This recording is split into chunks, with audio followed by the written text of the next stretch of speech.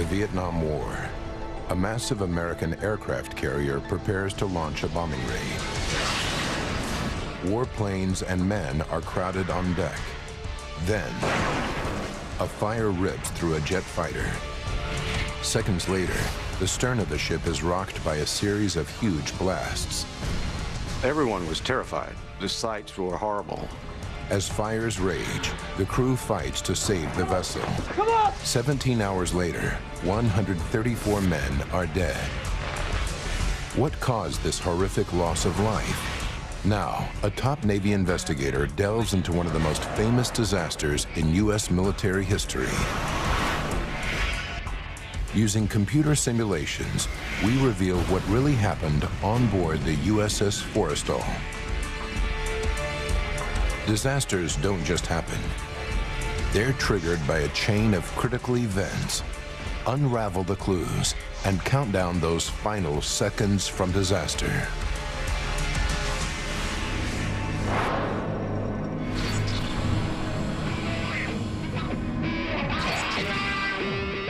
Southeast Asia,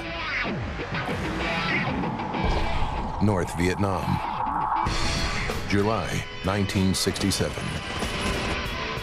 America is battling a messy ground war in North Vietnam. The body count is rising fast.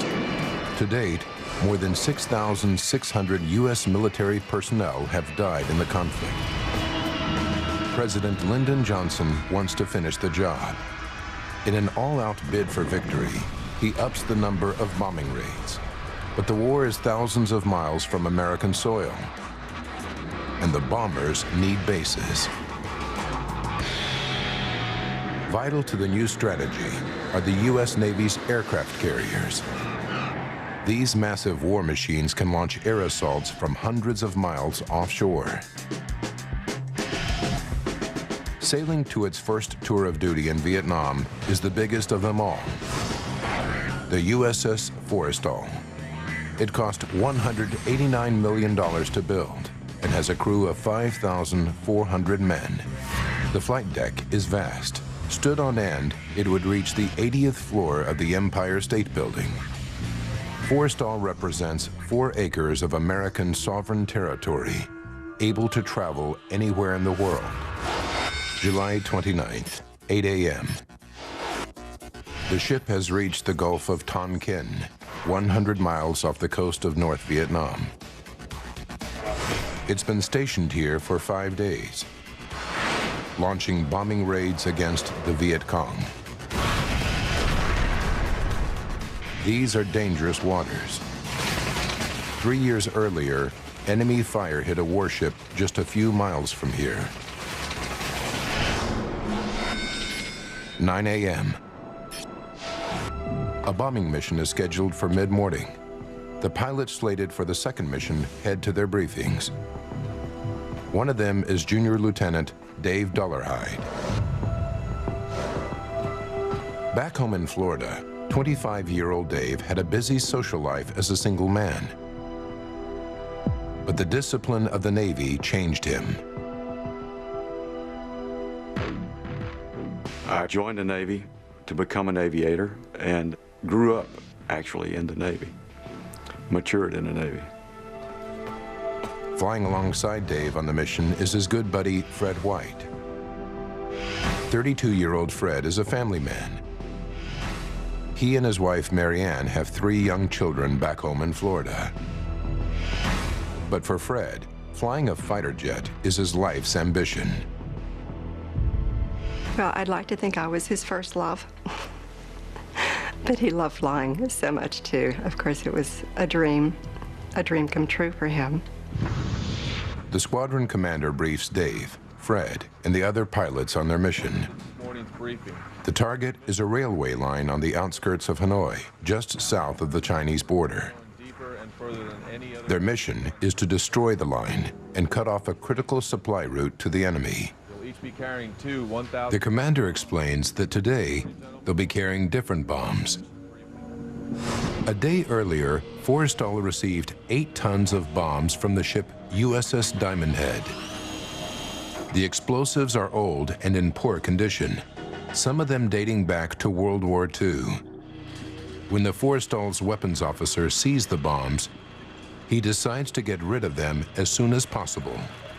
Today's mission is Dave's 4th in 5 days, but he's relaxed about it. We didn't expect to have any trouble in our flying that day. It was routine. 10:30 a.m. Dave Dollarhide and Fred White cross the flight deck to their planes. The deck bristles with activity as flight crews prepare 27 fighter jets for the mission, loading them with fuel and missiles. The deck of a carrier is one of the most dangerous working environments in the world. One wrong step can suck a man into an engine or blow him overboard from a jet's exhaust. The ship is a floating arsenal, packed with a deadly mixture of high explosives and fuel. In the event of a fire, one man is responsible. Fire Chief Gerald Ferrier is in charge of Repair 8, an emergency response unit of specially trained firefighters. Colleagues regard the 31-year-old father of 4 from Arkansas as the best in the business. 10:32 a.m. As Dave completes his pre-flight checks, he looks at the missiles being loaded onto his fighter. One catches his eye. It's an older device that was delivered yesterday. The bomb was large, not designed for high-speed carriage. It had rust all over it from being in storage for a long time. But there's no time to worry. The schedule's tight. Dave and Fred climb into their cockpits and make final adjustments. The bombing mission is just minutes away. The planes are Skyhawk A3-E bombers. They're fast, nimble jets, able to carry 6,000 pounds of explosives. 6 Skyhawks crowd the port side at the back of the carrier. Dave Dollarhide's aircraft is 2 planes away from Fred White's. Their job is to bomb the railway line, but they'll need support. Over on the starboard side are 7 McDonnell Douglas F-4 Phantom jets.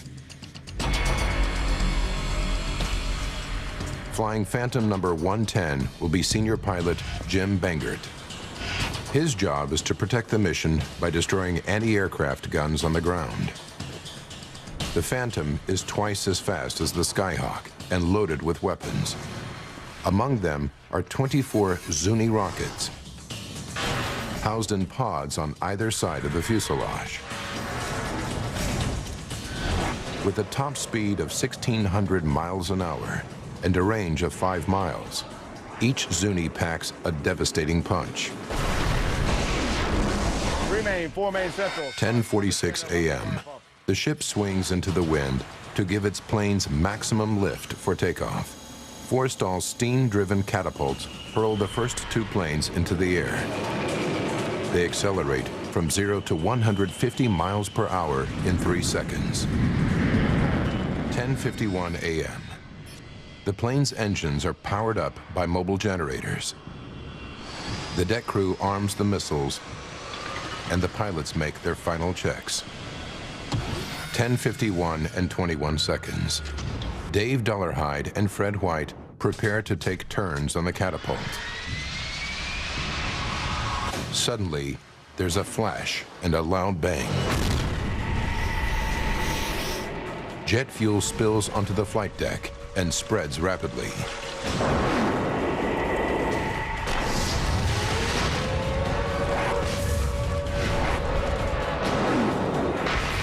A massive fire rips through the Skyhawks.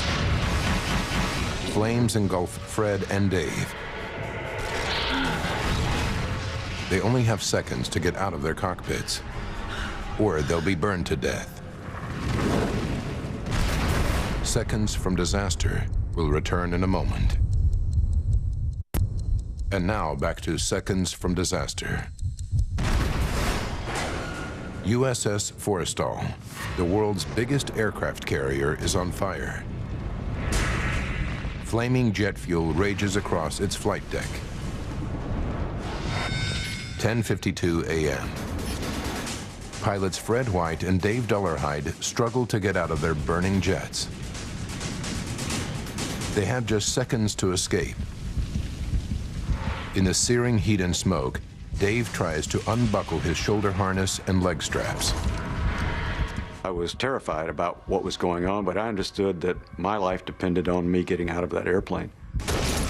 Finally, he breaks free and prepares to jump, only to realize that he's still connected by his oxygen cord. He rips it off and braces himself for the 10-foot jump onto the flaming flight deck. I just leaped out the left side of the airplane, twisted in the air, and fell on my side. Dave feels a bone shatter in his lower back. He writhes in agony on the deck, unable to get to his feet. The flames spiral out of control as Fire Chief Gerald Ferrier and his men race to the blazing Skyhawks.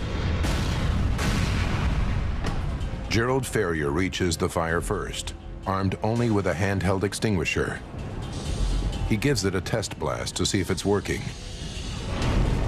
then starts spraying it on the flames underneath the first Skyhawk.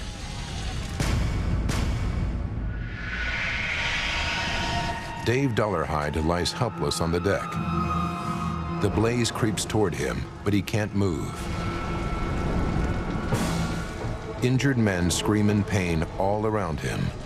Everyone was terrified. The sights were horrible. The fire and the shrapnel, everyone was fearful that they would be next. Dave looks back at the row of burning Skyhawks. Some of his fellow pilots are still trapped. I could see people running from the fire, people still in their cockpits,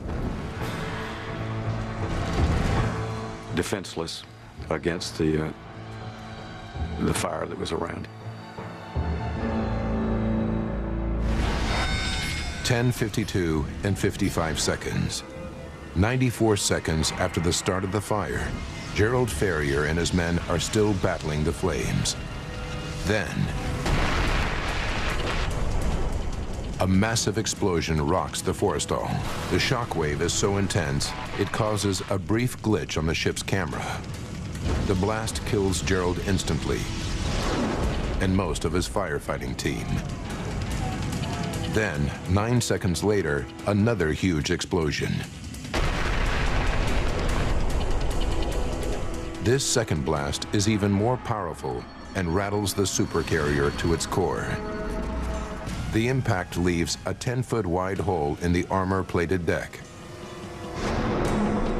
Burning jet fuel pours through the breach into the heart of the ship, killing many below deck.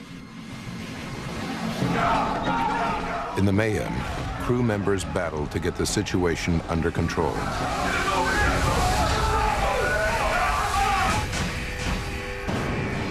(10:55 and 20 seconds).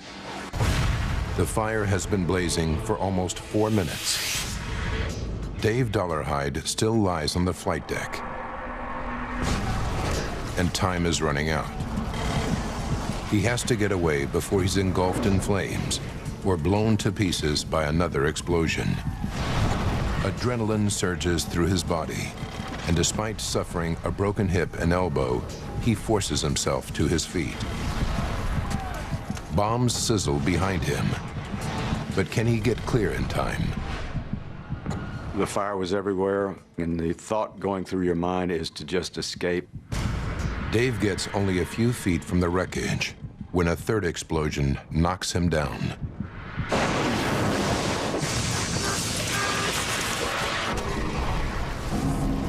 Four more blasts tear the rear of the ship apart.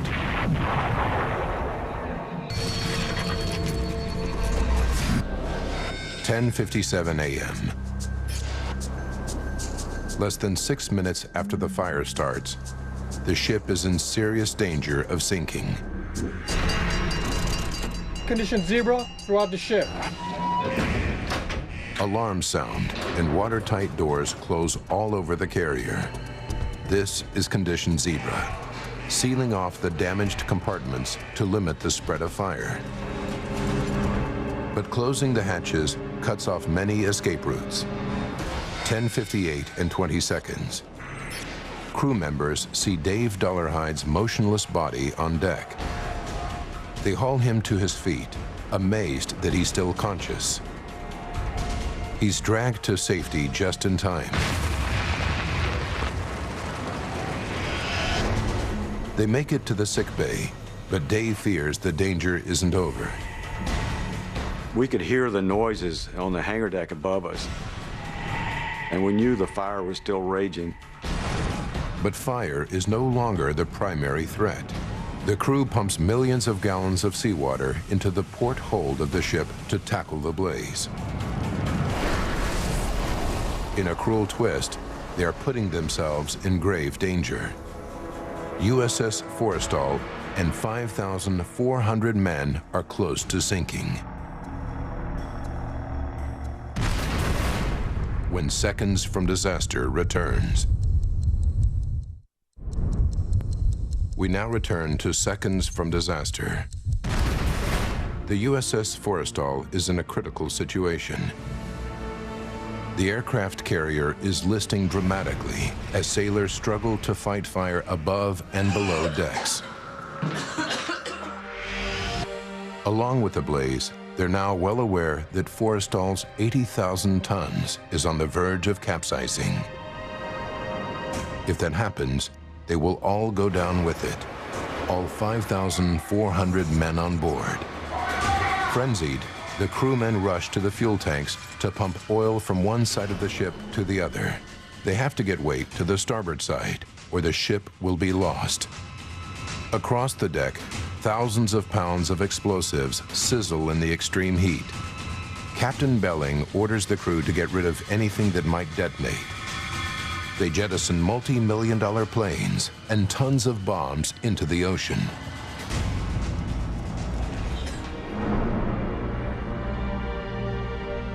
"11:40 a.m., 48 minutes after the first explosion.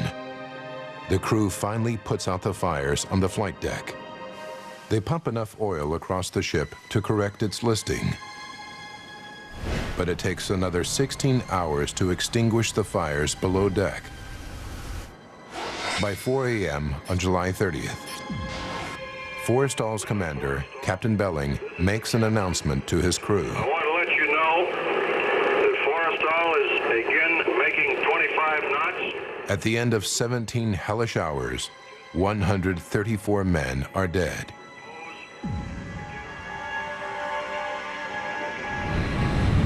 161 men are seriously injured, many with horrific burns. The worst are airlifted to a hospital ship. I saw some horrible things, and many of my friends died. I was the only one in my flight of 4 to live that day. I was very fortunate to live. Crew members recover the body of Dave's best friend, Fred White, from the Gulf of Tonkin. Probably the very most difficult thing that any mother could do is to tell her children that their father is gone. The carrier begins a week-long journey to an American base in the Philippines for emergency repairs. The ship's tour of duty in Vietnam is over after just 5 days, and the Navy has to find out exactly what caused the disaster. What started the blaze? How did it get so out of control? What caused the multiple explosions? And why did so many men die? Now, by going deep into the investigation, we can reveal the facts behind one of the most infamous episodes in U.S. naval history and inspect restricted files that hold the key to the incident. The day after the near sinking of the Forrestal, the U.S. Navy orders an in-depth investigation that leads to a complete overhaul in safety procedures. This man has a professional interest in Forrestal. Commander Bob Standley is a leading U.S. Navy investigator. Thank you. Have a nice day. He's well qualified to judge the historical impact of this disaster. Forrestal fire was a watershed event, if you will, in the terms of the amount of damage done for an accident in naval aviation history. Stanley uses his credentials to gain access to the USS Forrestal's official investigation document. Under federal law, filming the contents of the report is forbidden.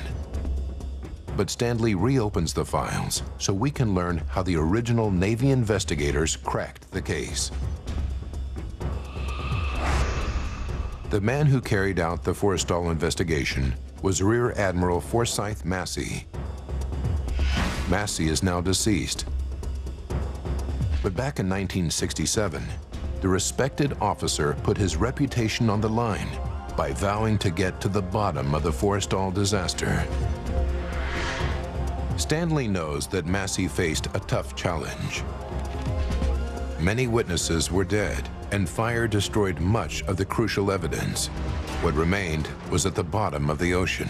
Without the physical evidence, it's a huge obstacle for any investigation to determine what really happened. Massey's job is to find out if the Forrestal fire was a freak accident or if it could happen again.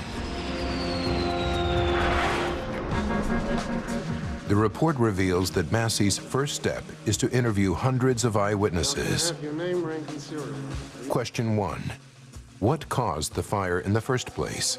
Frankly, Admiral, I had assumed that we had been attacked.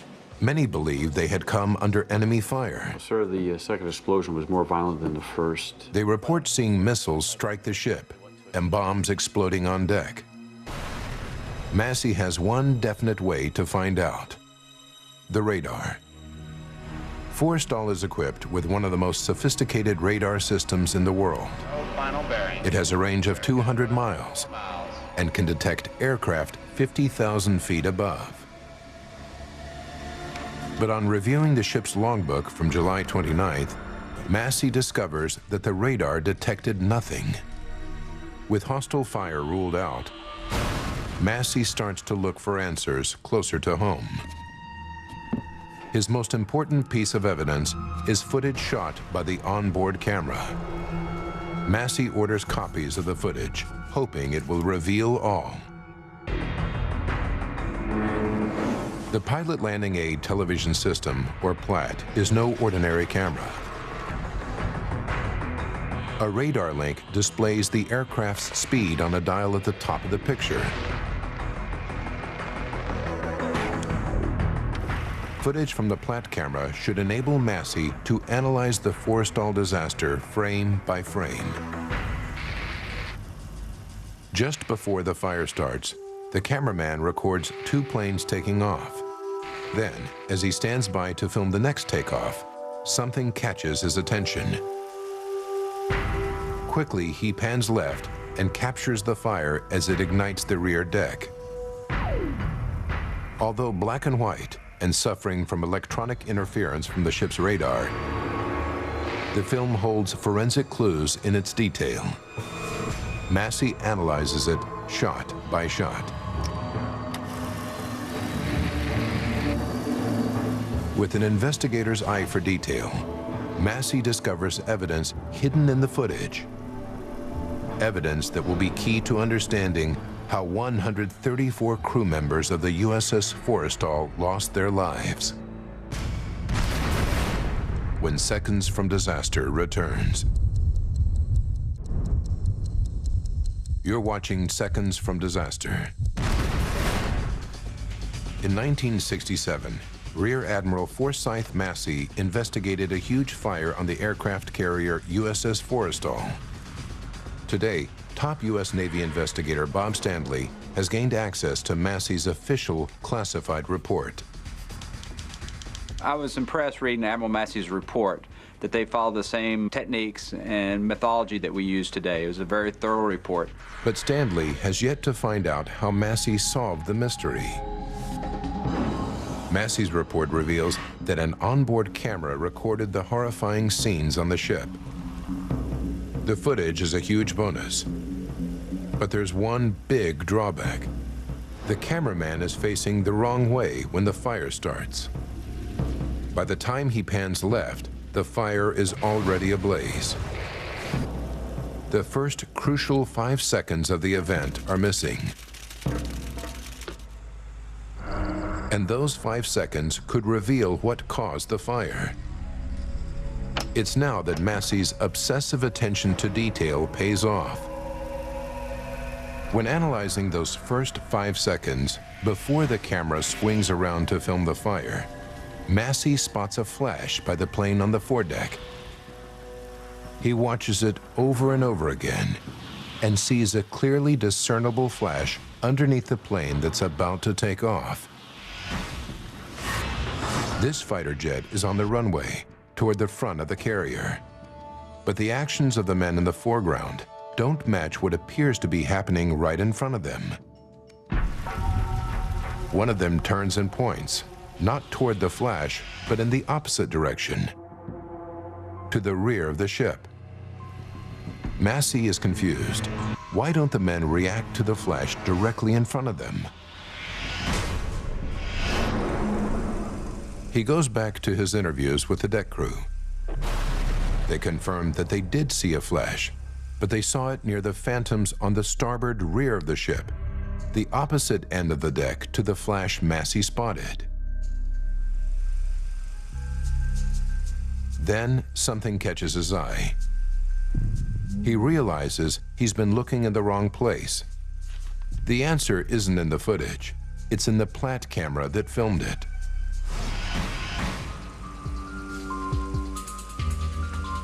The Platt camera is surrounded by clear plexiglass on the part of the ship known as the island. The plexiglass is in front of the camera lens to protect it from dirt and debris. Massey's new theory: the flash is actually a reflection. Because the camera was filming through curved plexiglass, it captured a reflection of a flash that took place somewhere else on the ship. If his theory is correct, the flash is a reflection of the start of the entire incident. Could this clue unlock the entire mystery? To find out, Massey arranges an optical test. He arms a team of men with flashes. He gets behind the Platt camera and studies the reflections of the flashes in the plexiglass.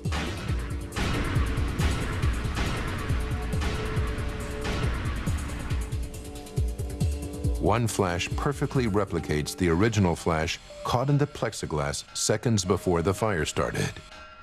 Now he can locate the exact spot where the flash happened. It must have come from the Phantom at the very end of the rear starboard deck. That plane is Phantom 110, Jim Bengert's fighter. Somehow, according to Massey's theory, Phantom 110 launches a rocket that strikes Skyhawk 405 directly opposite. But this raises more questions than it answers. How could a rocket, a 6-foot Zuni, fire across the deck and cause such devastation? Each Phantom has a built-in safety mechanism to prevent that from happening.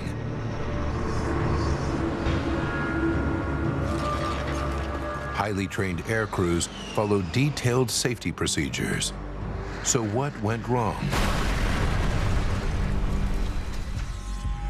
Was it human error, an electrical failure, or even a breakdown in Forrestal's safety procedures?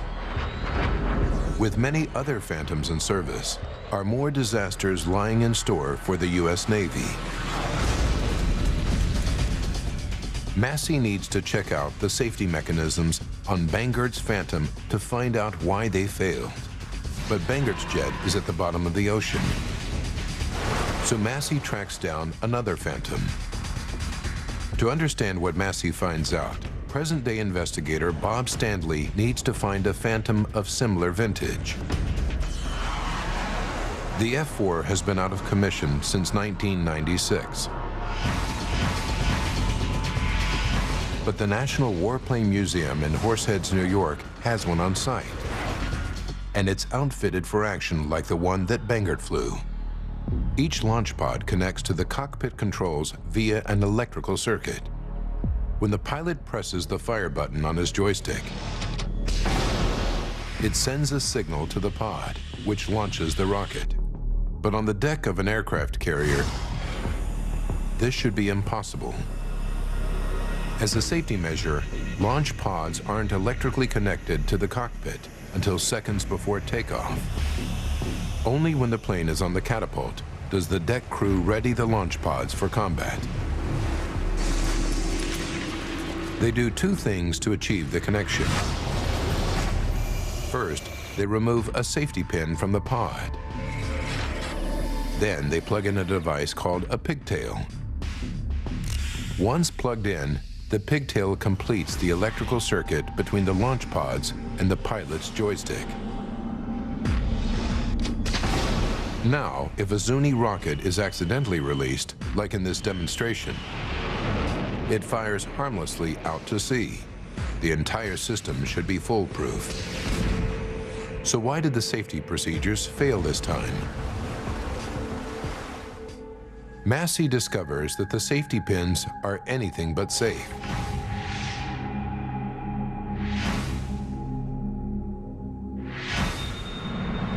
When they're in position, the safety pins act as a circuit breaker.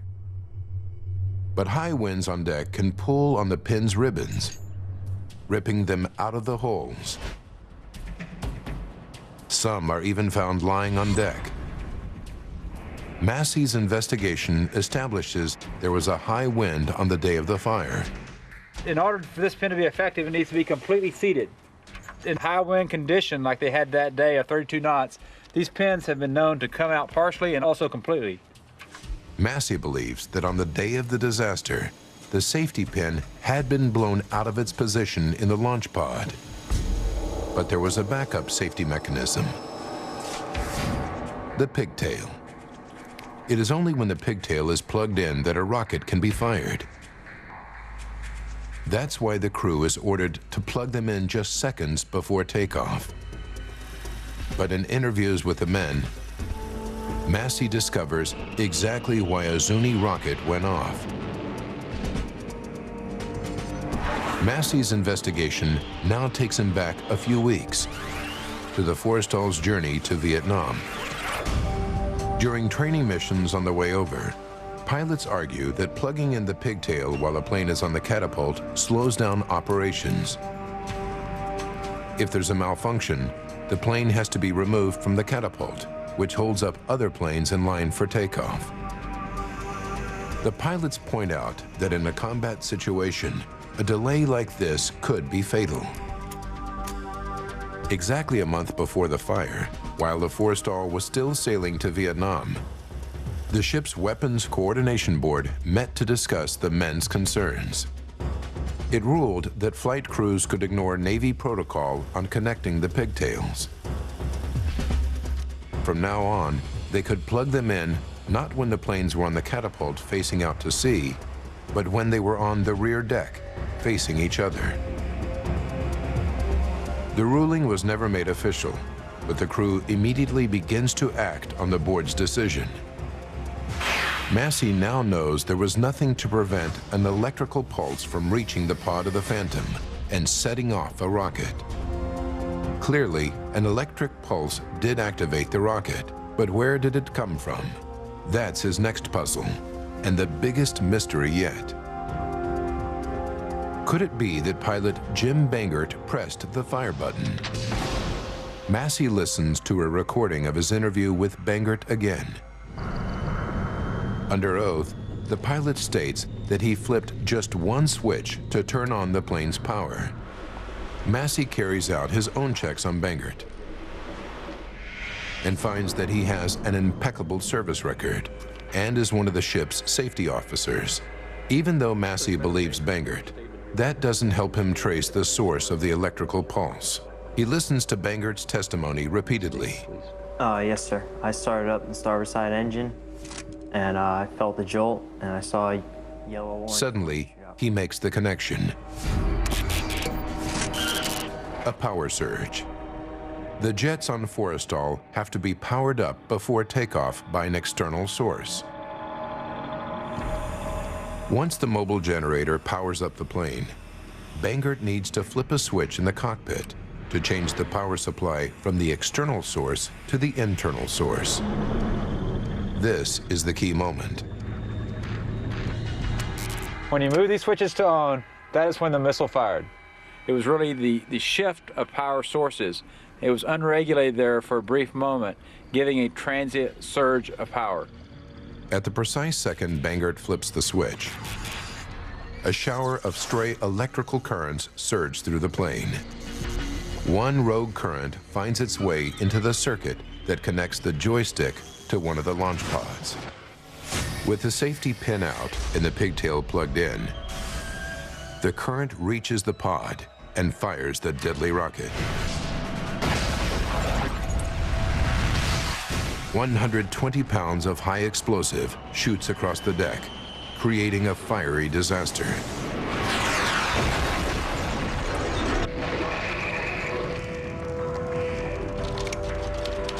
Rear Admiral Massey now knows what caused the fire. But how did it rage out of control so quickly?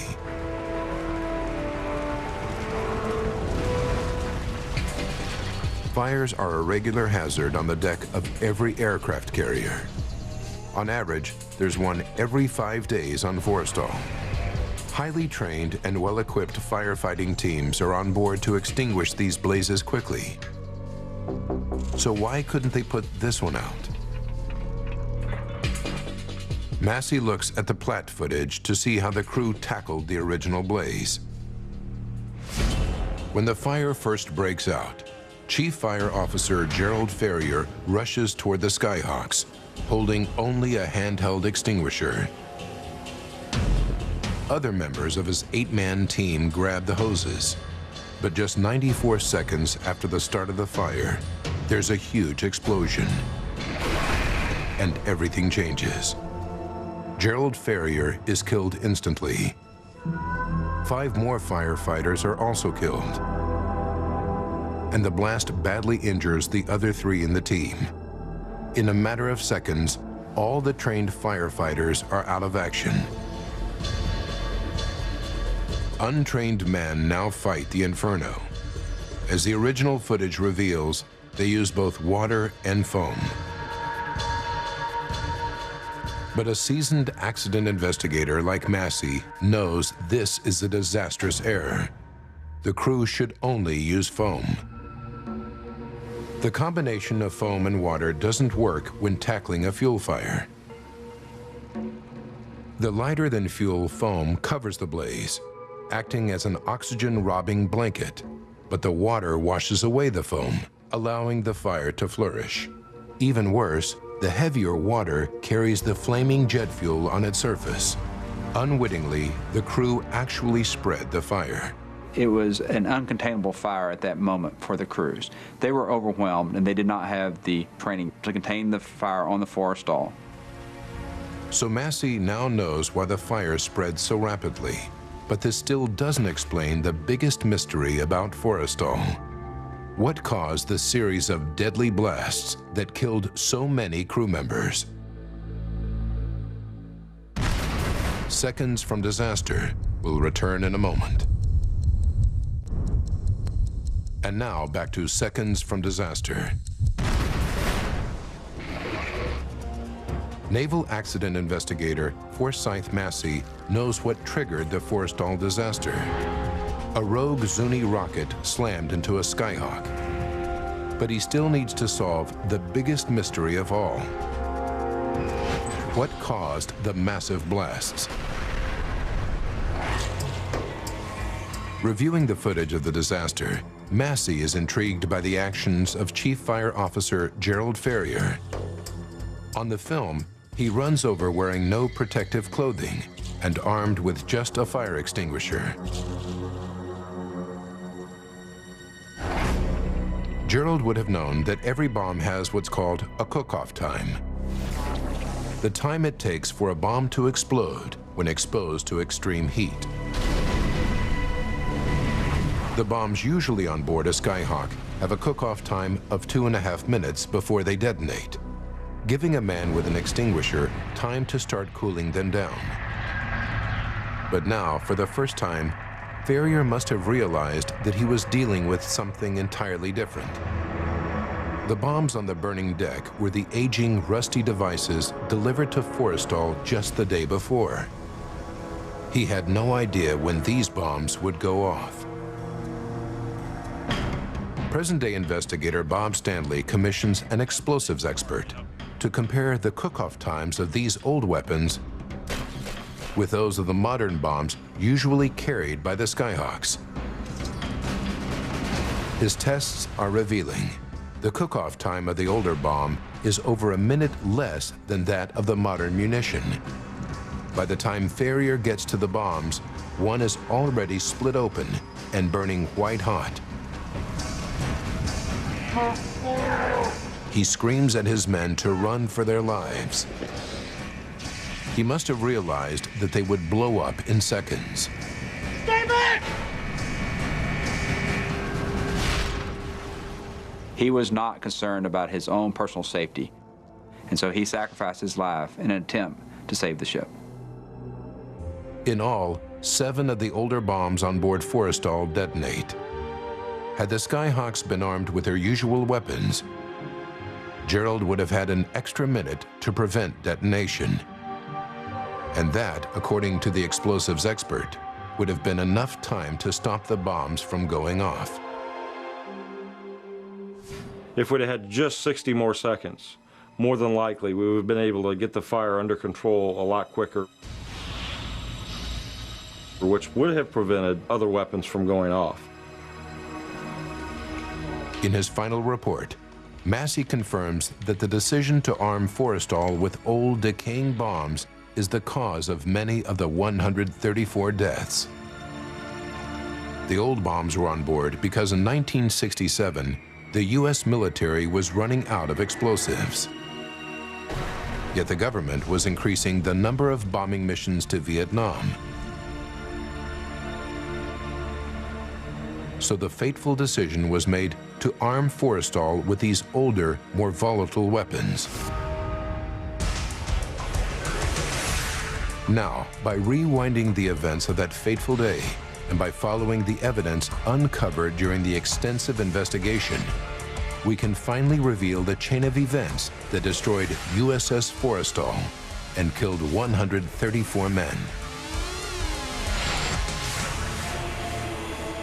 10:45 a.m. A mobile generator powers up Phantom 110 on USS Forrestal, and an armorer plugs in the pigtail. 10:51 and 21 seconds. Pilot Jim Bangert flips the power switch. A stray electrical current surges through the plane. The safety pin is not in position. There's nothing to stop the current as it travels all the way to the launch pod. It activates a Zuni rocket. The rocket crosses the rear deck of the ship, chest height, at speed. It slams into the fuel tank of another plane, a Skyhawk 405, releasing 400 gallons of jet fuel that ignite. The impact of the rocket knocks 2 old rusty bombs from the jet's launch pods. Each contains 1,000 pounds of explosives. The first will detonate in 94 seconds. 64 seconds to bomb cook-off. Dave Dollarhide finally breaks free and leaps 10 feet. He lands hard, breaking his hip and his elbow. 60 seconds to cook off. Gerald Ferrier tries to cool the bombs. 30 seconds to cook off. Fred White is still trapped in his cockpit. 10 seconds to cook off. Ferrier must have realized his efforts are doomed. The first bomb reaches cook-off point. It explodes and kills 27 men instantly. In the next 4 minutes, 6 more bombs detonate, releasing 40,000 gallons of jet fuel which catch fire. The burning fuel pours through fractures in the deck into berthing areas below, killing 91 men. Of the 134 dead, 18 bodies are never recovered. As a direct result of the Forrestal catastrophe, the U.S. Navy takes decisive action to ensure that a disaster like this will never happen again. Safety procedures are completely overhauled on all carriers. Old bombs are replaced with newer insulated devices, and fire training is made mandatory for the entire crew. A new fire training center is set up in Virginia. It's named after the man who gave his life trying to save the Forrestal, Gerald Ferrier.